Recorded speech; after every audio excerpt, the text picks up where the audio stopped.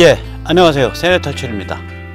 지금 뭐 한반도를 둘러싼 북핵위기 또 미중 전쟁 이게 뭐 어마어마한 다이내믹스로 진행되는데 진짜 걱정이 우리 제도권 언론들 또 야권 정치인들 그리고 그래도 좀 생각 있다 글 좀 쓴다 하는 그런 지식층 여기가 전혀 좀 헛다리 짚고 있는 것 같아요. 그 이제 고생 좀 하게 생겼어요. 저희가. 그 얘기를 좀 살펴보시죠. 23일 날 국회에서 세미나가 열렸습니다. 자한당 중심이죠. 그래서 미북 핵협상 전망과 한국의 대응 방안 뭐 이런 주제를 가지고 세미나가 열렸는데 이 세미나 열리기 전에 아시다시피 우리나라 지금 야권 혹은 우파 유튜버 혹은 우파 어피니언 리더들 사이에서 주한미군이 철수한다. 자체 핵무장해야 된다. 뭐 이런 주장들이 막 나오고 있습니다. 이게 이제 저 세네터출에서 반복적으로 지적하지만 이게 다 망조가 들린 엉터리 소리거든요. 그러니까 이 국회 세미나에서 홍준표는 남북 합작으로 미국에 대항하고 있기 때문에 미국이 트럼프가 한국을 포기할 지경에 이르렀다. 뭐 이런 또 황당한 소리를 했어요. 이 정도 되면 이제 위기의식 장사꾼입니다. 절대로 미국이 한국 포기 못합니다. 주한미군 철수 그런 거 없습니다. 그리고 핵무기는 전에도 여러 번 말씀드렸지만 전술핵과 전략핵 사이에 구분이 없어졌기 때문에 5만 톤 폭발력, TNT 5만 톤 폭발력 정도의 전술핵이 정확하게 목표 지점에 지중으로 파고들어서 터지는 그런 상황이기 때문에 지중파, 충격파 때문에 이게 파괴력이 한 100만 톤급이 돼요. 100만 톤이면 대개 한 60배 이상 됩니다. 저기 그 히로시마 원폭의 파괴력 자체가 저거는 굉장히 작지만요. 그러니까 이게 이미 전술핵과 전략핵 구분이 없어진 상태고 크기가 너무 작아져서 말하자면은 미국이나 이런 데서 밖으로 핵을 안 돌리려고 하는 추세거든요. 그러니까 자체 핵무장이니 전술핵 배치니 다 엉터리 소리죠. 그 이제 그런 거를 막 이제 그 위기의식을 팔면서 이제 홍준표 같이 남북 합작으로 미국에 대항하고 있기 때문에 미국이 한국을 포기한다. 천만에요. 거꾸로 나갑니다. 남북 합작을 하기 때문에 다시 말하자면 문재인 정부가 친중 반미 코리아 연방을 만들려고 하고 있기 때문에 오히려 미국 입장에서는 북한 해방을 선택할 수밖에 없습니다. 그래서 제가 가끔씩 땡큐 문재인, 땡큐 문재인 이렇게 말씀드리는 겁니다. 오세훈은 조금 더 세련됐어요. 혓바닥이 뱀처럼 두 갈래로 갈라진 소리를 합니다.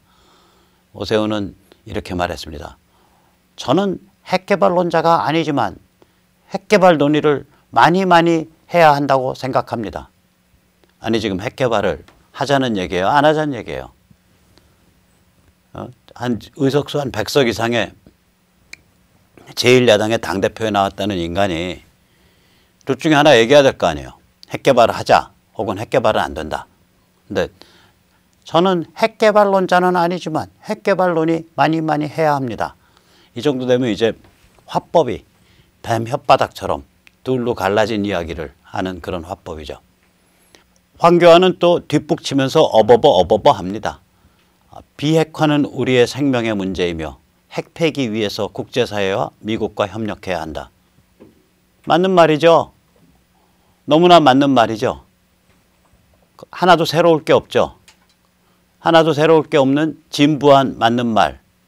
이거를 뭐하러 합니까? 맨날 뒷북치고 어버버 하는 사람이죠. 황교안 선수는 좀 선수답게 그 배짱 있게 승부 거는 그런 것부터 좀 배우셔야 돼요. 자, 이 황교안이든 뭐 저기 오세훈이든 뭐 홍준표든 이 세 명 다 말하지 않는 진실이 5가지 있습니다. 첫 번째 진실 무엇일까요? 첫째, 미중 전쟁에 의해 중국이 무력화되고 있다. 원래 미중 전쟁과 같이 이렇게 미국 주도하는 그런 이 세계 질서에 들이받겠다 하려면은 옛날 소련처럼 자기들 경제가 따로 돌아가야 돼요. 소련이 주도하는 자급자족적 사회주의 경제권이 그때 따로 돌아갔었습니다. 제2세계라고 부릅니다. 미국이 주도하는 제1세계, 소련이 주도하는 제2세계, 그리고 여기저기도 아닌 개발도상국 중심의 제3세계. 그때 그래서 제3세계란 말이 나온 겁니다. 이렇게 소련이 따로 자기의 자급자족적인 그런 경제를 돌리고 있을 때는 미국을 상대로 해서 전쟁을 붙을 수 있어요. 혹은 힘겨루기를 할 수 있어요. 세계 질서에서. 그러나 중국은 세계 시장에 꽉 잠겨 있죠. 머리 끝까지 잠겨 있습니다. 세계 시장으로부터 에너지 사고, 세계 시장으로부터 식량 사고, 세계 시장으로부터 기술 도둑질하고, 이런 체제가, 그리고 세계 시장에 물건 팔아먹고, 이런 체제가 어떻게 미국 주도의 세계 질서에 도전합니까? 망상이었죠. 그러니까 이거에 대해서 미중 전쟁 진행되니까 중국은 꼼짝 못하고 두들겨 맞고 무력화될 수밖에 없죠. 그래서 첫째, 미중 전쟁이 진행되고 있고, 그리고 중국이 급속하게 무력화되고 있다. 홍준표 그런 말 한 적 있나요? 황교안 그런 말 한 적 있나요? 오세훈 그런 말 한 적 있나요? 지금 100여 명이 넘는 야권 정치인 중에 그런 말 한 사람 제 기억엔 단 한 명도 없습니다. 그들이 말하지 않는 두 번째 진실 뭘까요? 미국이 주도하는 인도태평양 전략과 중국이 주도하는 제1도련 일로 일대 전략이 한반도에서 충돌하고 있다. 이런 말 한 적 없죠, 이 사람들. 단 한 번도 말한 적 없습니다. 얼마나 무시무시한 일이 한반도 중심으로 진행되고 있는지 단 한 명도 그걸 지적해서 말한 바 없습니다. 그들이 말하지 않는 진실 5가지 중에 세 번째 뭘까요? 중국의 손발이 묶이고 중국이 미국의 무릎을 꿇게 되면 이러한 미중 충돌은 결국 분단체제의 붕괴를 초래한다. 북한의 뒷배인 중국이 무력화되기 때문이다. 이 말 한 적이 없습니다. 단 한 명도 없어요. 주류 제도권의 언론도 그렇고, 그 다음에 이 정치인들도 그렇고, 야권 정치인들도 그렇고. 네 번째 뭘까요? 북한은 인류 최악의 대량학살 전체주의 사교로서 김일성 영생교라고 불러야 마땅하고 절멸의 대상이다. 이런 말 한 적 없죠. 이런 말 하면 극우라고 앞다퉈서 손가락질하면서 불러요. 북한 대량학살 전체주의 사교체제에 대한 도덕적 판단을 하는 것, 그것을 우리 사회에서는 극우라고 부릅니다. 이런 극우 낙인 찍기는 우습게도 제도권 언론, 조중동과 같은 제도권 언론과 그리고 자한당 같은 주류 야권 정치인들이 아마 제일 앞장설 겁니다. 그들이 말하지 않는 5번째 진실이 뭘까요? 북한 해방이 미중 전쟁의 핵심 전선이며 또한 북한 해방만이 비핵화를 이룰 수 있는 유일한 방법이다. 이런 말 안 하죠. 절대로 안 합니다. 희한하게도 한마디도 안 합니다. 즉 그 사람들 눈에는 2,500만 아우슈비츠가 끝장내야 될 대상도 아니고, 그리고 그렇게 끝장내는 것이 미중 전쟁에서 미국이 절대적 고지를 차지하기 위한 전략적 행보라는 얘기도 없고, 또 그렇게 끝장내는 것이 비핵화를 이룰 수 있는 사실상의 유일한 방법이다라는 그런 소리도 없습니다. 우리나라 야권 정치인, 그 다음에 우리나라 조중동과 같은 제도권 언론, 우리나라 지식층, 이 사람들은 너무 고매해서 입이 너무 고상하셔서 이런 말하자면 소름 끼치는 진실 5가지는 아예 이야기하지 않습니다. 언급하지 않습니다. 아닥입니다. 여기서 잠시 제가 세뇌 탈출해서 한 2번 지적드렸지만 그 미국의 인도태평양 전략 그리고 중국의 제1도련이 어떻게 충돌할 수밖에 없는지 그림을 잠깐 보겠습니다. 여기 이제 사진에서 보시다시피 중국의 제1도련이라는 건요, 일로 일대보다 훨씬 더 중요한 개념입니다. 일로 일대는 제1도련에서 뻗쳐져 나간 꼬리 정도에 불과합니다. 제1도련은 동해의 절반, 한반도 전체, 서해 전체, 그 다음에 오키나와에서 서쪽 전체, 대만, 그리고 필리핀 열도에서 서쪽 전체, 그 다음에 보르네오 섬의 북쪽 전체, 베트남 해안으로부터 동쪽 전체, 이 그림에서 빨간 선 거진데 안쪽 전체가 중국 거라는 겁니다. 그게 제1도련, First Island Chain의 핵심 개념입니다. 아시다시피 예를 들어서 센가쿠 열도는 저기 일본 오키나와 열도의 끄트머리쯤 되고요. 그 다음에 중국이 지금 인공섬을 지은 난사군도는 베트남과 필리핀 사이의 섬입니다. 이게 뭐 남중국해에 있기 때문에 중국에 가깝다. 전혀 중국에 가깝지 않습니다. 이렇게 미친 그림을 그리고 있거든요. 시진핑이. 그럼 여기랑 미국의 인도태평양 전략은 100% 충돌할 수밖에 없습니다. 이 충돌 과정에서 일본을 매개로 이제 프랑스까지 뛰어들었습니다. 일본과 프랑스의 엊그저께 회의가 열려서 프랑스의 그 핵항모 샤를 드골 항모가 이 인도태평양 지역으로 배치되기로 결정됐고요. 그럼 일본은 벌써 이제 일본 중심으로 해서 호주, 뉴질랜드, 영국은 이미 끌어들였고요. 이제 프랑스까지 끌어들인 겁니다. 그러면 이렇게 끌어들여서 뭐 하냐고요? 미국이랑 손잡고 중국 압박하고 북한 압박하는 겁니다. 이번에 한일 레이더 초계기 분쟁의 본질은 뭐냐? 이 레이더 초계기 분쟁에 대해서 조선일보는 혹은 동아일보는 어떻게 다룰까요? 그 행간을 보면 마치 일본의 도발해라는 식으로 쓰고 있고요. 국방부 그 군복 입은 썩어 빠진 공무원들이 우리가 좌시하지 않겠다. 일본의 도발에 대해서 이거를 그냥 당연한 것처럼 그대로 인용을 하고 있어요. 아닙니다. 한일 레이더 초계기 분쟁의 본질은 뭐냐? 뒤에 미국이 버티고 있고 앞에 주춧돌로서 일본이 뭐라고 주장하는 거냐면 문재인 정부한테, 문재인 586 정부한테 너 우리가 중국 힘겨루게 하고 중국이랑 힘겨루게 하고 북한 압박할 때 빠져 있어 임마. 너 충돌 무대에서 꺼져 이 자식아. 그 소리예요.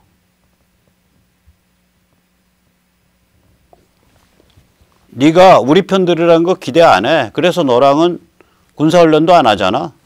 그런데 거기 구조활동 함부로 하고 그 구조활동한 거 아니에요. 일본 측 군사 전문가들은 그 간첩선일 가능성이 굉장히 높다라고 하는 배를, 그리고 일본 측 군사 전문가들의 주장에 의하면 일반 구조 신호를 보낸 바 없는 배를, 즉 다시 말해서 특수통신 방식에 의해서 아마도 평양에 구조 신호 보낸 배를 어떻게 알아냈는지 혹은 어떻게 평양으로부터 전달받았는지 한국 정부가 끼어들어서 한국 군함과 한국 그 해경함을 가지고 구조했다 이렇게 보이는 거니까 일본에 보내는 메시지는 간단한 거예요. 너 우리가 중국이랑 힘겨루게 하고 우리가 북한 압박할 때 너 협조하라는 소리 안 할 테니까 너희 한국 다 썩었어. 근데 이 충돌 무대에서 너희는 좀 빠져줘. 빠지기만 하면 고맙겠다. 지금 이런 메시지들을 보내고 있는 와중입니다. 이 정도로 미국의 인도태평양 전략과 중국의 제1도련 전략이 100% 머리를 서로 맞대고 충돌하고 있는 상태고요. 이 충돌, 그 그림 가만히 보세요. 이 충돌할 때 한반도 얼마나 중요한지. 만약에 한반도가 친중반 및 코리아 연방이 된다. 그러면 그냥 동해 절반 먹는 거고요. 그 다음에 서해는 내화되는 거고요. 남쪽으로는 저 아래, 이어도 아래까지 그냥 다 중국 바다 되는 거예요. 지금 제1도련의 핵심 노른자위가 한반도 및 그 주변 수역입니다. 통으로 먹는 거예요. 그러니까 이게 지금 한반도가 핵심적인 그 충돌 지역이다. 더욱이 중국의 이런 세계 지정학적, 세계 질서에 대한 도발에 최천병이 누구냐? 핵과 미사일에 의해서 무장된 북한입니다. 그 핵과 미사일이 중국에 의해서 제공됐을 거다라고 추정돼요. 그 기술이, 그 부품이. 그러면 여기가 핵심적인 그 충돌 지역이다. 아니, 그러면 이게 핵심 충돌 지역이니까, 핵심 충돌 지역이 됐으니까 우리가 이거 잘 처신해야 되고, 그리고 우리는 미중 전쟁에서 세계 질서와 그리고 미국과 일본과 잘 연결해서 나가야 된다. 이 얘기를 지금 홍준표나 오세훈이나 황교안이 해야 될 거 아니에요? 이런 얘기를 안 하는 거죠. 이런 얘기를 안 하는 거죠. 바깥이 어떻게 돌아가고 있다는 얘기를 안 하는 거예요. 국민을 우민화시키고 있는, 국민을 세뇌시키고 있는 핵심 행위자들이 바로 이런 사람들입니다. 오히려. 아니, 문재인 586 집단은 당연히 국민을 우민화시키고 세뇌시키겠죠. 그러나 야당마저 이렇게 된다? 조중동마저 이렇게 된다? 이게 지금 문제인 거예요. 자, 그 다음에 아까 제가 여기서 그 미중 전쟁이 진행돼서 중국이 무력화되고 있는데 이렇게 되면은 결국 분단 구조가 붕괴한다. 이 말씀을 제가 드렸는데 이건 제가 세뇌 탈출해서 벌써 한 번 썼던 그런 표인데 한 번 더 얘기를 드릴게요. 북한은 20년 전에 이미 체제 붕괴의 막장에 처박혔습니다. 그래서 흔히 저같이 북한 해방 주장해온 사람들 오랫동안 저는 2011년 말에서 2013년 초까지 499일 동안 중국 대사관 앞에서 탈북자 강제 북송방대 길바닥 24시간 365일 철야 농성을 했었거든요. 중국을 상대로 한 거기 때문에 아무도 도움을 안 줘요. 그냥 동지들이 다 돈 모아서 한 거의 1억 들어갔어요. 500일 동안 하는 동안. 그걸 싸웠단 말이죠. 그러니까 저같이 그렇게 오랫동안 북한 문제를 가지고 문제를 제기해 온 사람들을 이른바 온건한 우파, 이른바 현실적인 보수는 뭐라고 비아냥거리냐면 이렇게 비아냥거려요. 야, 백모, 너 북한 해방된다고 한 지가 벌써 10년 넘었어. 근데 아직도 멀쩡해. 너 이제 좀 그 소리 좀 그만해라. 근데 이런 사람들한테 하고 싶은 말이 있어요. 북한은요, 그 내부만 들여다보면 20년 전에 이미 체제 붕괴의 막장입니다. 사람 200만, 300만 굶어 죽었을 때. 20년 전에. 이미 그때 망했어야 될 나라예요. 이미 망했어야 될 체제예요. 그게 유지된 거는 오로지 지정학적 타협 때문입니다. Geopolitical Compromise 때문입니다. 이 표가 그걸 보여줘요. 1945년에서 1971년은 미소 냉전이었고 미소 냉전에 의한 지정학적 타협이 38선 및 휴전선이었습니다. 그래서 심지어 6.25 때마저도 미국이 주도하는 유엔군이 38선을 넘어서 북진하는 것에 대해서 미국이 몸살을 했고 그거 하게 되면 그건 해방전쟁이다. 이건 침략 격퇴 전쟁이 아니라 해방전쟁이 되기 때문에 넘어가면 안 된다. 이래가지고 몸살을 했고 잠시 넘어갔다가 중공군이 100만 정도 참여하니까 그걸 빌미로 그 다음엔 안 넘어갔어요. 사실상. 그래서 38선 부근에서 휴전선이 형성된 겁니다. 그때 패고 넘어가려면 얼마든지 넘어가요. 미국이 해군과 공군을 다 장악하고 있었기 때문에.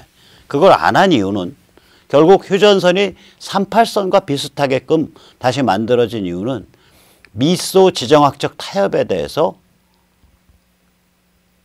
미국이 그걸 깨고 싶지 않았기 때문이에요. 이 와중에 38선 이남, 나중에 휴전선 이남은 자유진영의 최전선으로서 나라가 만들어진 거예요. 그 핏값, 그 희생을 저희 선배 세대가 치러내고 그러한 인류사적 역할을 담당함으로써 대한민국의 기초가 놓인 겁니다. 그런데 우리가 72년부터 상황이 달라지죠. 인도차이나에서 공산화가 될 것이 확실하다라고 미국이 판단하고 인도차이나로부터 몸을 뺄래니까 소련을 견제하기 위해서 미중 밀월이 시작됩니다. 닉슨과 키신저에 의해서. 그래서 북한은 그때부터 미소 냉전에 의한 지정학적 타협일 뿐만이 아니라 미중 밀월에 의한 지정학적 타협, 즉 미중소 세세 지정학적 타협에 아주 그 따뜻한 아랫목에 놓이게 돼요. 그래서 북한이 이때 한 짓이 김일성 유일사상 체제라고 해서 완전히 당을 다 없애버리고 그냥 김일성 영생교를 만들었죠. 이때 대한민국에서는 6.25 전쟁의 주범이며 6.25 때 20만 명이나 죽은 기어들어와서 중공군의 있는데도 불구하고 중국이 미국의 파트너가 되는 상황이기 때문에 대한민국은 반공이 개콘이 되는 거예요. 그때부터 대한민국이 굉장히 정신적 혼란에 빠져들기 시작을 해요. 이 정신적 혼란은 1992년에 들어서면 더 심해집니다. 1991년 말에 소련이 망하고 나서 미중 밀월이 더 심해져요. 미중 밀월 체제 아래서 북한은 중국의 영고권이 인정이 되는 미중 간의 지정학적 타협에 산물이 됩니다. 이 상태이기 때문에 1997년 8년 요 무렵에 200만 300만 명이 굶어 죽는, 말하자면 고난의 행군이라고 불리는 그런 참극이 일어났음에도 불구하고 북한 체제가 안 망한 거예요. 북한 체제가 유지된 거예요. 한국은 게다가 이 무렵부터 중국이 한국의 가장 중요한 경제적 파트너가 됐어요. 이런 상황이 지금에서야 풀리는 겁니다. 지금 미중전쟁의 붙음에 따라서 아까도 살펴보듯이 한반도를 중심으로 해서 중국의 제1도련 전략과 미국의 인도태평양 전략이 거대한 충돌을 일으키기 시작을 했고, 이에 따라서 더 이상 지정학적 타협이라는 게 있을 수가 없게 됐어요. 따라서 이거 분단체제 무너집니다. 즉 미중 전쟁으로 인해서 73년 만에 미소 혹은 미중소 혹은 미중 이러한 지정학적 타협 구도가 깨지고 있다. 분단을 둘러싼. 이에 따라서 분단체제는 이제 수명을 다했다. 이런 이야기를 하는 야권 정치인이 있나요? 이런 이야기를 전하는 조중동 기사가 있었나요? 없잖아요. 그러니까 우리나라 이른바 보수, 이른바 우파를 대변한다는 제도권 사람들, 우리나라 제도권들이 굉장히 깊게 썩어 있는 거예요. 이거를 비유 맞춰준다고 이른바 우파, 이른바 보수 유튜버들이 주한미군 철수 운운하고 자체 핵무장 운운한다는 것은 정말 유튜브 시청자들을 우롱하는 아주 망나니 같은 짓입니다. 자, 이 대목에서 제가 지난 조뱅설전에서 지난주 목요일이죠. 제가 김병현 교수를 좀 안 좋게 얘기를 했는데 제가 오늘 공개 사과드립니다. 그때 이제 인용된 게 인터넷에서 SNS에서 돌아다니는 서울대 김병현 교수가 썼다고 주장되는 그 글이에요. 그 글의 요지는 뭐냐면 왜 우리가 더 통일 생각하면 안 됐다. 통일하면은 뭐 돈이 수십조 원이 깨지기 때문에 우리가 그 부담할 수 없으니까 통일 생각하면 안 된다. 그래서 이제 통일을 잊어먹자. 뭐 이게 이제 그 글의 요지였고, 제가 김병헌 교수의 가 그거를 썼다라고 인터넷에서 워낙 광범위하게 돌아다녀서 확인을 안 했어요. 확인 안 하고 통일은 안 생각해도 좋은데 당신은 왜 해방은 생각해 봐야 되지 않냐. 왜 해방도 안 생각하냐. 이러한 요지의 비판을 하면서 좀 심하게 말을 했거든요. 그걸 공개적으로 제가 사과드립니다. 그거 다 고쳐가지고 지금 다시 그 부분 다 삭제하고서 다시 올리고 있습니다. 삭제 반영이 굉장히 오래 걸리네요. 자, 그런데 제가 왜 김병헌 교수가 썼다라고 잘못 전해진 그 글에 대해서 그렇게 발끈했냐.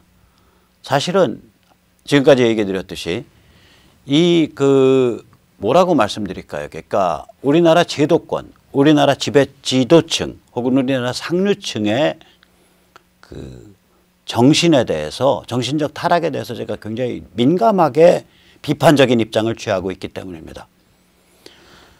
기본적으로 이게 우리나라에는 이제 두 개의 관점이 지금 충돌해야 한다고 생각을 합니다.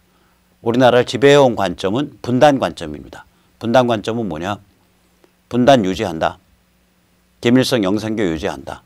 그리고 미중 밀월이 지속된다. 이 분단 관점은 그것이 뭐 DJ나 노무현이나 문재인 같이 햇볕 친북 노선의 정치 진영이든 그것이 자한당이나 뭐 이런 데 같이 분단 대립을 중심으로 한 정치 진영이든 똑같습니다. 이 관점은 똑같아요. 공유돼 있어요. 지금 만약에 야권 국회의원 물어가지고 물어보세요. 분단 유지될 것 같죠? 저거 유지되죠. 아니 김일성 체제, 저거 북한 체제 쉽게 무너지겠어요? 절대 쉽게 안 무너지죠. 미중 관계 저거 뭐 계속 앞으로 지금 좀 안 좋지만 결국 회복돼서 잘 가지 않겠어요? 그래야겠죠. 그래야 우리 경제도 타격 안 받죠. 되게 이런 관점이라고요. 이 사람들이 그런 관점이에요. 분단 관점이에요. 그게 문재인 586 집단이든 혹은 야권 조중동 집단이든 분단 관점에서 있어요. 기본 관점이. 그에 반해서 우리 자유시민, 세뇌 탈출이 대변하고 있는 우리 자유시민의 관점은 해방 관점입니다. 미중전쟁에서 분단이 붕괴된다. 김일성 영생교는 절멸의 대상이다. 즉 북한의 2,500만 주민은 해방되고 부활돼야 한다. 이런 관점이거든요. 저희는. 그러니까 두 개의 관점이 충돌해야 돼요. 문제는 뭐냐? 저희 관점이 아직 약해요. 저희 관점을 대변해주는 국회의원도 없고요.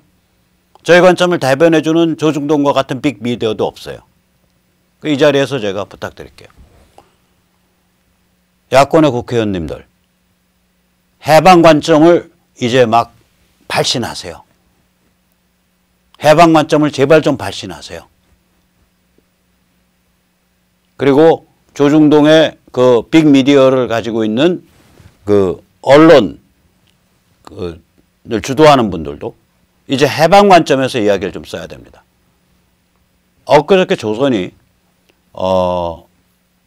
이 해방 관점의 글을 하나 싣긴 실었어요. 그게 조선이 직접 실은 게 아니라 조선이 인터뷰한 고려대학교 국제대학원 원장님이 해방 관점이시더라고요. 저희가 해온 용어랑 똑같아요. 미중전쟁 저거 30년 간다. 제가 뻑하면 저거 30년 간다 그랬잖아요. 저 정도 14억 인구, 연평균 국민소득이 1인당 평균, 연국민소득이 1인당 평균 8,700불짜리 그런 거대 몸집을 완전히 무릎 꿇려서 인류 공통의 규범과 질서를 뼛속에 내장시키는 데 걸리는 시간 한 30년 걸립니다. 익히도록 만드는 데 걸리는 시간이. 처음으로 그게 인용이 된 거예요. 그런 관점을 가진 학자의 말씀이.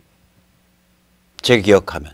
그 전에 한 번도 조중동에서 그런 거 활자로 찍힌 적 없습니다. 이제 귀하들이 우리 사회의 상류층이라면, 귀하들이 우리 사회의 주류라면, 귀하들이 우리 사회의 제도권이라면 해방 관점을 가져야 됩니다. 미중전쟁에 주목하고 분단체제가 붕괴하고 있다는 것에 주목하고 김일성 영생교는 절멸의 대상이라는 진실에 주목해야 합니다. 여기서 우리는 다시 한번 문재인 586 집단과 제도권, 소위 보수 우파라는 게 샴쌍둥이라는 것을 인정해야 됩니다. 그걸 봐야 됩니다. 참으로 비참한 현실이지만 우리 사회의 주류, 제도권, 상류층 그들의 관점의 맨 밑바닥 관점은 문재인 586 집단과 동일합니다. 그래서 이제 그 사람들은 저보고 야 백모 너 특바냐? 이렇게 비판을 해요. 진실은 뭐냐? 제가 특바한 게 아니에요. 저는 말씀드리지만 저 길바입니다. 길바예요. 트럼프가 그 길 갈 수밖에 없다. 그 길을 제가 얘기하는 거지 트럼프를 얘기하는 게 아니에요. 그래서 다른 말로 제가 말씀드린 게 트럼프는 북한 해방 미중 전쟁의 외통수에 걸려 있습니다. 저 정도 일 쳐벌렸으면은요 미중 전쟁 더 진행 안 할 수가 없어요. 트럼프가 개인인가요? 트럼프를 만들어낸 세력, 트럼프를 뒷받침하고 있는 브레인 그룹들이 있잖아요. 이 사람들이 미중 전쟁을 얘기해온 사람들이고 이 사람들과 어울리면서 트럼프가 미중 전쟁을 선택을 해서 제대로 집행을 한 거예요. 전쟁이라는 건요 한번 벌려서 어느 위기를 딱 넘으면 그대로 진행하는 겁니다.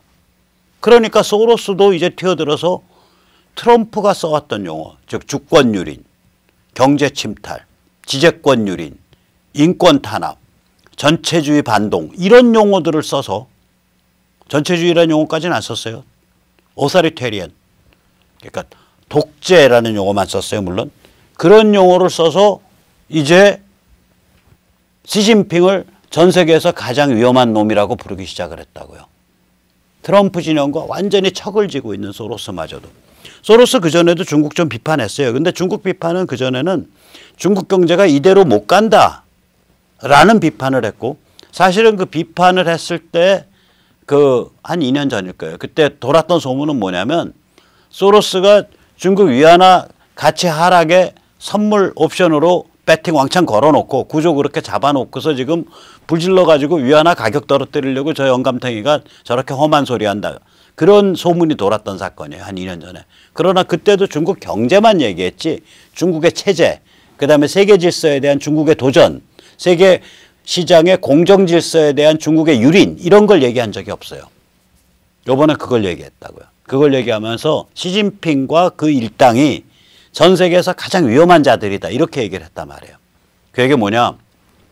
미중 전쟁 이제 완전히 미국 안에서 중장기 프로젝트로 세팅 끝나가고 있다는 소리입니다. 그러면 미중 전쟁이 그렇게 세팅이 끝나가고 지금 중국이 마이너스 경제 성장으로 처박히고 있는데 그러니까 작년 12월 수출이 4.4% 감소하고 수입이 7.6%를 감소했는데 경제 규모가 슈링킹 된다는 거 아니에요. 줄어들어간다는 얘기잖아요. 그러면 이런 상태에서 힘을 못 쓰게 되니까 결국 북한 김일성 영생교라는 건 총 딱 겨냥해 놓고 언제 쏘냐 그것만 결정하면 되는 그런 신세가 돼버린 거거든요. 그러니까 북한 해방과 미중 전쟁은 맞물리면서 그냥 같이 돌아가는 상태가 된 거예요. 이게. 그 길이 그렇게 놓여 있다고요. 트럼프가 지가 무슨 재주로 그 길 밖으로 이제 벗어날 거예요. 미국의 모든 상하원 의원들이 전부 야 이제 북한이 눈에 보이는 실체적 비핵화 조치를 취해야 돼. 지들이 하겠다는 거 해야 돼. 엊그제도 지금 상원의원 하나 그랬잖아요. 지들이 하겠다는 거 해야 돼. 이제 지들이 비핵화 한다며 오케이 그거 하라 그래. 그래야 그 다음에 무슨 경제제재 해제니 뭐니 그 논의할 만한 거야. 모든 뭐 민주당 공화당 언론 학계 전부 다 그 소리를 하고 있는데 지가 어디로 빠져나가요. 빠져나갈 길이 없어요. 트럼프. 그러니까 제가 특바가 아니라 길바예요. 트럼프는 외통수에 걸려 있는 겁니다. 자, 여기서 우리가 이제 이 상황에서 야 이렇게 그러면 저기 어디야 그 세계가 바뀌고 있어? 이렇게 지정학이 바뀌고 있어? 이렇게 세계 질서가 바뀌고 있어?